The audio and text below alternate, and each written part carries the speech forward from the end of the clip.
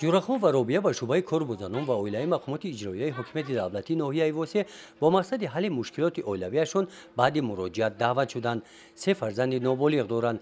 با سبب زورآوری خانوادگی رابعه خواهش دارد که از شوهرش جدا شده برای نگاهبین کودکان از او الیمنت ستاند. جورخان باشد مقصد جدا شدن را ندارد. میگوید که زندگی پستی و بلندی ها دارد و تلاش دارد که اویلش ویران نشود.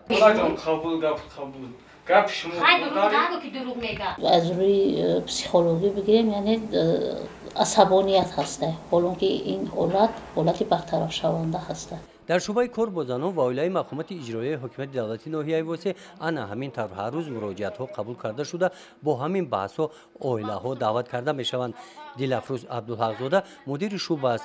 با این اویله ها صحبت گذرانیده کوشش می نماید که راه حل نافهمی آنها را پیدا نماید تا اینکه اویله ویران نشود و کودکان نابالغ از مهر و محبت مادری دور نمانده در کوچه نمانند. اویله هایی که برای به شعبه ما مراجعت میکنند دایر به مناسبت های اویله داری، بحثی اویله داری، بکار کردن عقد نکاح، اینها راه حل خودشان را دارند با شرطی که همه طرف ها از جانب کلانتر و پدر و مادر مانعگی نباشد.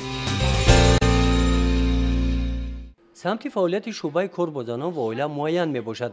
غیر از قبول و عرض و مراجعت ساکنان، آنها در محل ها با زنان و دختران باید علاقه زیچی داشته باشند، از حال و وضعیت آنها باخبر باشند، در حل مشکلات به زنان باید کمک رسانند. در شعبه کار با زنان طبق برنامه رشد اویله نقشه گیری کرده شده است که همه سمتاش دیده برآمده وضع کنونی جامعه امروزه رو و نقشه گرفته در همین دایره اویله داری صحبت با خوریه ها، سمینار مشورت ها، بحث مناظره ها برطرف بررسی کرده در بین آنها گذرانده می شود.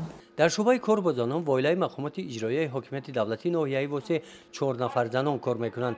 همگی همین یک حجره کاری دارند. با سبب خرد و تنگی حجره همه مراجعت کنندگان را قبول کرده نمیتوانند.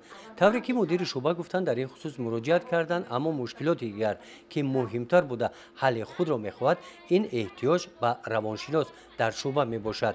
با ما پسیکولوگ در کار یعنی روانشناس در کار که سمت کار ما با خوبتر و مستر پیش رود.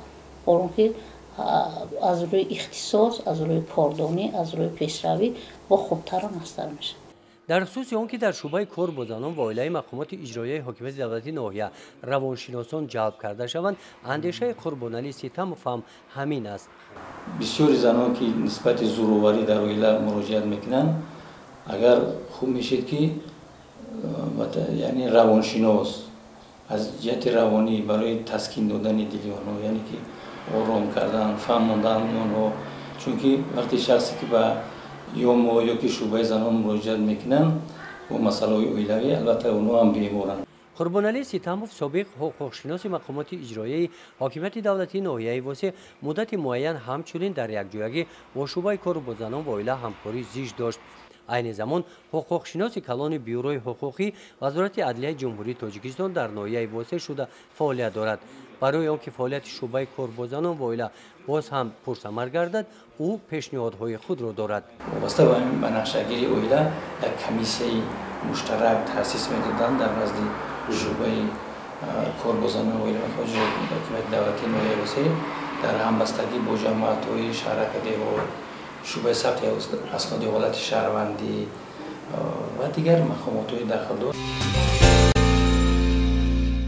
در سمت بنقشه‌گیری اویله از روی تجربه کاری قربانعلی ستموف مصلحت‌های مفید پیشنهاد می‌نماید. در این بنقشه‌گیری اویله در کار ما نقض احساس کرده می‌شود، چون که وقتی که میگیم شهروند میاد به ما مراجعت میکنه، زن صاحب 5 فرزند، امروز از جهتی ما فقط با الیمنت یا شهرورش احتیاج دارد که دیگه جای کار ندارد، کودکو سر لیج پای لیج از جهت خوراک پوشاک تنقیصی میکشن و در بعضی اویله‌ها هست که تا 2 کودکی معیوب دارن که با 200 سوم یا 150 سوم حالی زندگی نیستن. اگر همین با نقشه‌گیری اویله باشه 2 نفر اقلا فرزند باشه یا 3 نفر فرزند باشه، برای تربیت کردن همون قدر دشواری نمیکشه.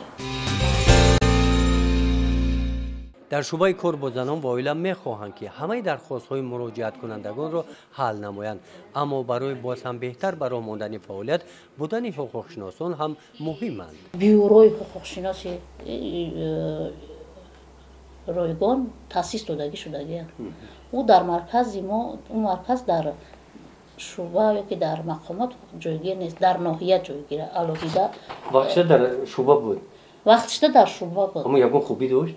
хубӣ дошт, хубӣ ба чӣ ки мисол ба тариқи ягон муроҷиати шаҳрвандои шифоӣ ки меомаданд ба мо муроҷиат мекарданд ба хотири гирифтани алюмент ёки аризаи пешниҳод кардани алюмент ёки бекоршави ақди никоҳ вобаста ба суд ҳуқуқҳои худашонро дарк мекарданд ёки аризаи нависонда пешниҳод карда мешуд аз тарафи ҳуқуқшинос. дилафрӯз абдулҳақзода мегӯяд ки бо ҳамин имкониятҳо аз суҳбат бо ҷӯрахону робия ва хишовандони онҳо дар пешгирии вайроншавии оила андаке бошад ҳам муваффақ гардиданд. онҳо тавонистанд тарафҳоро ором намуда барои андеша муҳлат диҳанд.